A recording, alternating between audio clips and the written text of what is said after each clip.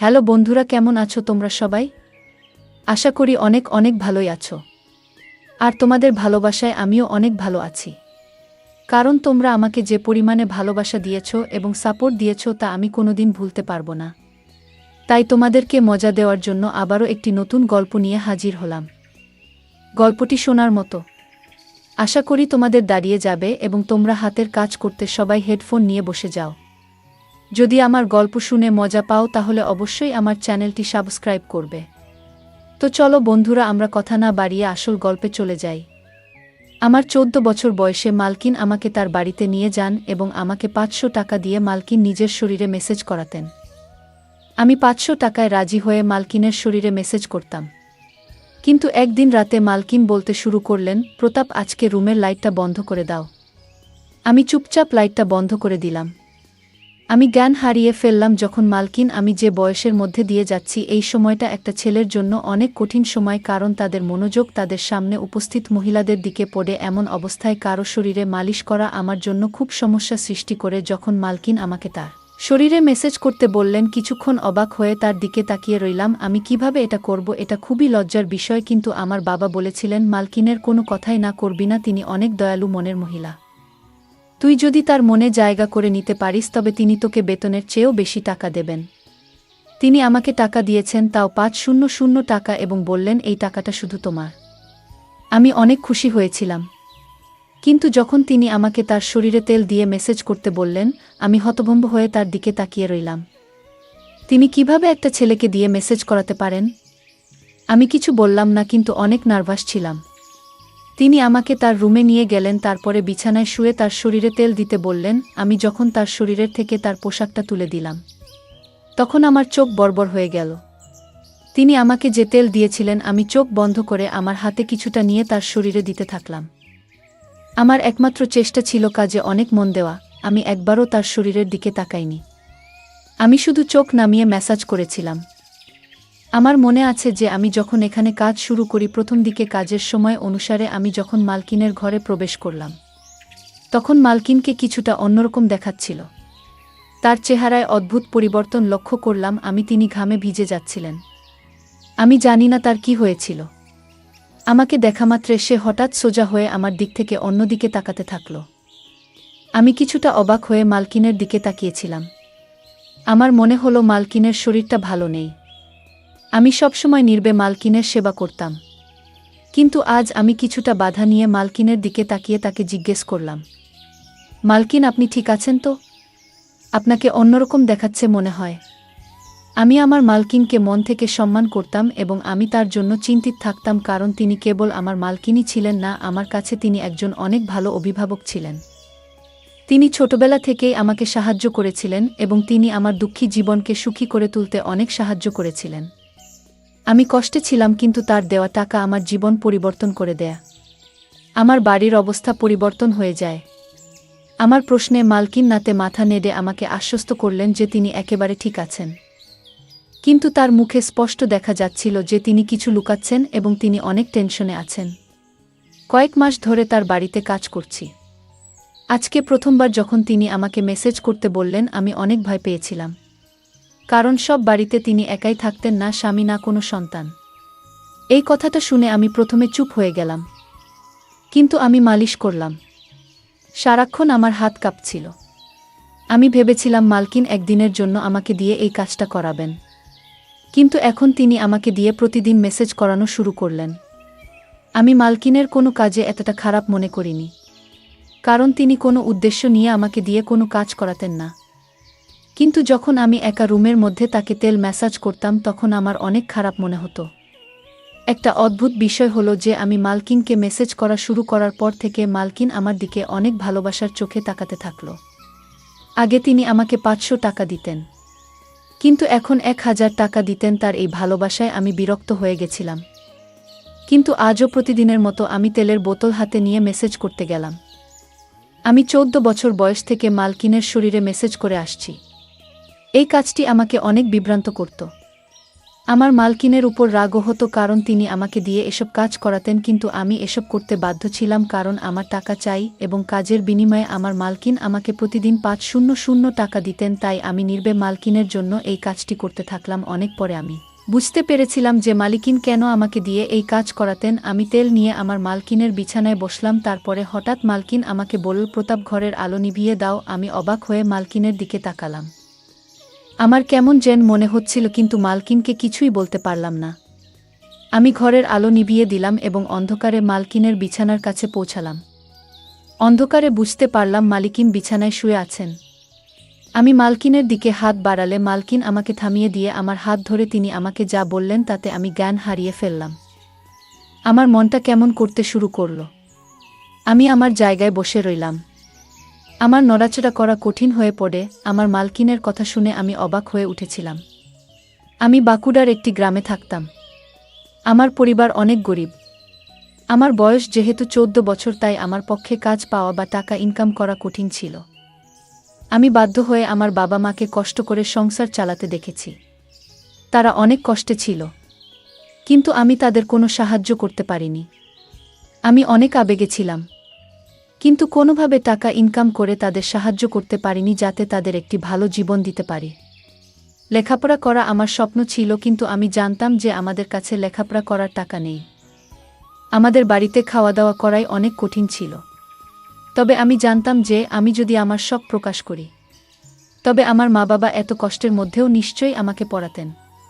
কিন্তু আমি এতটা স্বার্থপর ছিলাম না, তাই নিজের সবগুলোকে নিজের মধ্যে দমিয়ে রেখেছিলাম এবং এই জিনিসটি আমাকে আরও অসহায় করত। সেই দিনগুলিতেই মালকিন আমার জীবনে এসেছিলেন। মালকিন একজন বয়স্ক মহিলা এবং একা থাকতেন। তার স্বামী তাকে ছেড়ে দিয়েছিলেন এবং তার কোনো সন্তান ছিল না। তবে তার অনেক টাকা ছিল। তার অনেক জমিজমাও আমাদের গ্রামে ছিল। মালকিনের নিজের জমিতে কিছু গুরুত্বপূর্ণ কাজ ছিল। তাই আমাদের গ্রামে আসার পর তিনি আমাকে দেখে আমার দিকে তাকিয়ে জানতে চাইলেন আমি কেন স্কুলে যাই না এবং কেন আমি পড়াশোনা করি না। আমি দুঃখের সাথে তাকে আমাদের অবস্থার কথা বললাম এবং বললাম যে আমি আমার পরিস্থিতির কারণে পড়াশোনা করতে পারিনি। পড়াশোনা করলে আমাদের ঘরে খাওয়া দাওয়া বন্ধ হয়ে যাবে। আমার কথা শুনে মালিকিন চিন্তায় পড়ে গেলেন। এরপর তিনি আমাদের বাড়িতে এসে আমার বাবা মায়ের সাথে কথা বললেন এবং বললেন যে বাড়ির ছোটখাটো কাজের জন্য তার আমার বয়সী একটি ছেলে দরকার। আমার বাবা মা তখনও চিন্তায় ছিলেন যে কিভাবে তারা তাদের ছোট ছেলেকে এত কম বয়সে কাজে দিবেন এবং সম্ভবত তারা ভাবছিলেন যে আমি হয়তো তাদের ভুল বুঝব। কিন্তু আমি এগিয়ে গিয়ে তার কাজ করতে রাজি হলাম। আমার কথা শুনে মালিকিন অনেক খুশি হয়েছিলেন। তখন আমি কিছুই জানতাম না। আমি শুধু ভেবেছিলাম মালিকিন তার ইচ্ছা অনুযায়ী ছোটখাট কাজ করাবেন, আর আমি সব কাজ করতেই রাজি ছিলাম। আমি অনেক খুশি মনে রাজি হলে আমার বাবা মাও চুপ হয়ে গেলেন।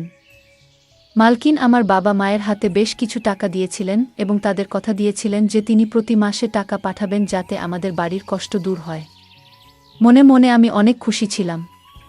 আমার স্বপ্ন সত্যি হতে চলেছে, কারণ আমি সবসময় আমার বাবা মায়ের অবস্থা পরিবর্তন করতে চেয়েছিলাম। আমি আমার জিনিসপত্র গুছিয়ে মালকিনের সাথে শহরে চলে এলাম। মালকিনের শহরের সুন্দর বাড়ি ছিল।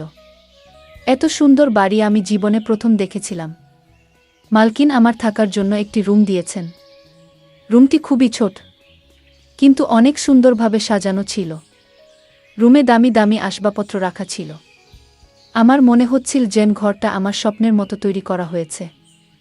মালকিন আমাকে ছোটখাট কাজ বুঝিয়ে দিলেন, যার মধ্যে রোজ তার গাড়ি পরিষ্কার করা, রাতে তাকে পানি দেওয়া এবং দিনে ৩ বার খাওয়ার বাসনপত্র পরিষ্কার করা ইত্যাদি। এই কাজগুলো আমার মতো গরিব একজন ছেলের পক্ষে অনেক সহজ ছিল। মালকিনের বাড়িতে বাইরে থেকে রান্না করা খাবার আসত এবং মালিকিন তার সাথে আমাকেও খেতে দিতেন। প্রথম দিনই আমাকে ভালো পোশাক দেওয়া হয়েছিল। জুতাও কিনে দিয়েছিলেন। মালকিনের দয়া এখানেই শেষ হয়নি। তিনি আমাকে বলেছিলেন যে তিনি খুব শীঘ্রই আমাকে একটি ভালো স্কুলে ভর্তি করাবেন, যাতে আমি আমার পড়াশোনা চালিয়ে যেতে পারি। শুনে আমি অনেক খুশি হয়ে গেলাম।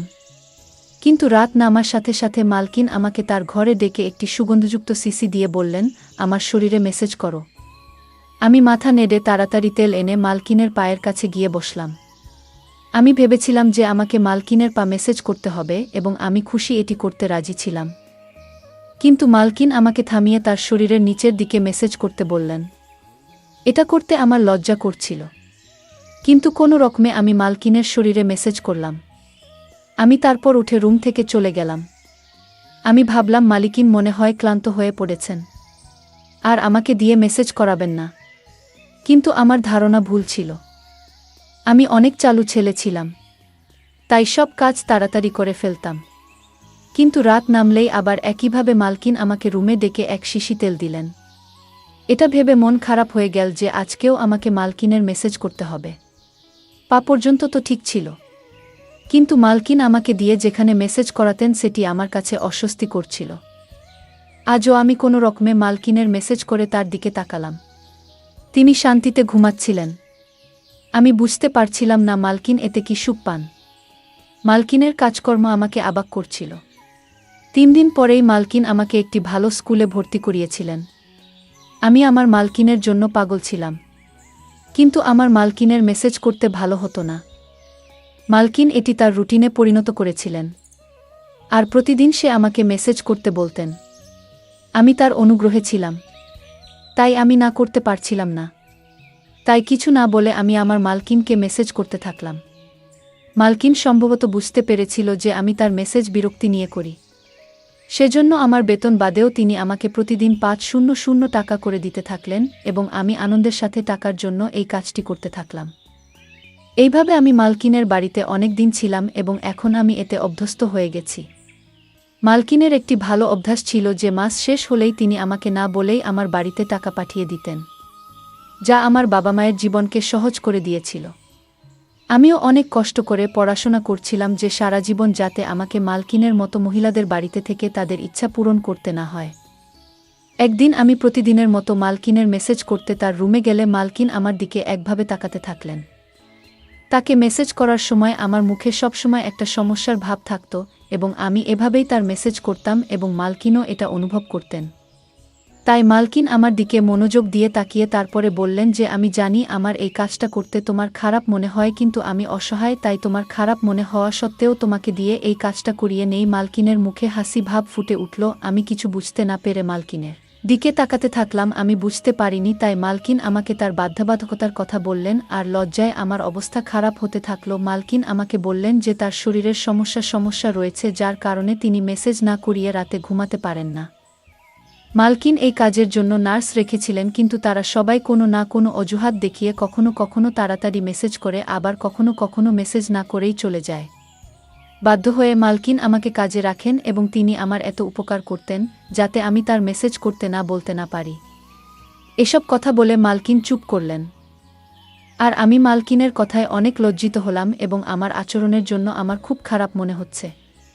যে মহিলা আমার এত উপকার করেছেন তাকে নিয়ে আমি খারাপ কিছু ভেবেছি বলে আমি আফসোস অনুভব করছিলাম। এই রোগের কথা শুনে আমি আমার মালকিনের মেসেজ আমার সমস্ত মন দিয়ে করতাম এবং কখনো বিরক্ত হতাম না। মালকিন আমাকে খুশি করতেন। আমি এখন বড় হয়ে গিয়েছি এবং মালকিন অনেক বৃদ্ধ হয়ে গিয়েছেন। একদিন আমি মালকিনকে মেসেজ করতে তার রুমে গিয়ে দেখলাম মালকিনের অবস্থা অনেক খারাপ। আমি জিজ্ঞাসা করলেও মালকিন আমাকে কিছুই বললেন না। আমি যখন মেসেজ করা শুরু করলাম, প্রথমবারের মতো মালকিন আমাকে লাইট অফ করতে বললেন। আমি অবাক হয়েছিলাম, কিন্তু আমি তার কথা মেনে লাইট বন্ধ করে তার কাছে গিয়ে বসলাম। এমন সময় মালকিন আমার হাত ধরে আমাকে বললেন, আজ আমার শরীর অনেক খারাপ মনে হচ্ছে আর শরীরেও ব্যথা হচ্ছে। আমার মনে হচ্ছে আমার সময় ঘনিয়ে এসেছে। মালকিনের কথা শুনে আমি ঘামতে থাকলাম। আমি নীরবে বসে রইলাম। মালকিন বললেন, তোমার যত্ন আমার মন জয় করে নিয়েছে। আমার যদি ছেলে থাকতো তবে তোমার মতো আমার যত্ন নিত। আমি তোমাকে আমার ছেলে মনে করি। আমি আমার সমস্ত সম্পত্তির তোমার নামে করে দিয়েছি। নিজের খেয়াল রেখো। মালকিন এই কথা বলেই তার হাত নিচে পড়ে গেল। আমি তাড়াতাড়ি উঠে লাইট অন করে মালিককে দেখে দ্রুত ডাক্তারকে ডাকলাম। মালকিন একেবারে স্থির। ডাক্তার চেক আপ করে মালকিনকে মৃত ঘোষণা করলেন। আমি হতভম্ব হয়ে কাঁদতে কাঁদতে পাগল হয়ে গেলাম। মালকিন আমার মায়ের মতো ছিলেন, যদিও তিনি আমার মা ছিলেন না, কিন্তু আমাদের মধ্যে সম্পর্কটা মা ছেলের মতোই ছিল। আর তার উকিল পরের দিনই তার সমস্ত সম্পত্তি আমার হাতে তুলে দিয়েছিলেন। আমি অনেক বড়লোক হয়ে গেছি এবং আমি মাকিনের বাড়িতেই থাকি। আমার বাবা মাও আমার সাথে থাকেন। আমার জীবন অনেক সুন্দর হয়ে উঠেছে। আমার মালকিন অনেক সুন্দর মনের মহিলা ছিলেন। বন্ধুরা, আজকের ভিডিওটা এখানেই শেষ করলাম। অনেক কষ্ট করে ভিডিওটি আপনাদের জন্য বানিয়েছি। যদি ভিডিওটি আপনাদের ভালো লেগে থাকে তাহলে একটা লাইক করবেন এবং চ্যানেলটি অবশ্যই সাবস্ক্রাইব করবেন। এই আশা ব্যক্ত রেখে আপনাদের কাছ থেকে বিদায় নিচ্ছি আমি। দেখা হবে আগামীকালের নতুন কোনো ভিডিওতে। সে পর্যন্ত সবাই ভালো থাকুন, সুস্থ থাকুন। ধন্যবাদ।